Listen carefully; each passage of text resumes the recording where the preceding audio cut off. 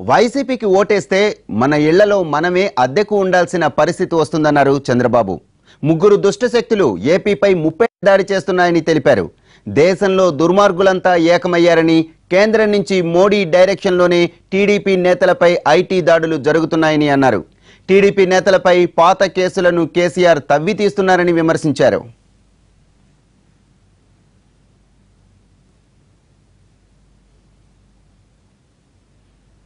వైసీపీకి ఓటేస్తే మన ఇళ్లలో మనమే అద్దెకు ఉండాల్సిన పరిస్థితి వస్తుందన్నారు చంద్రబాబు.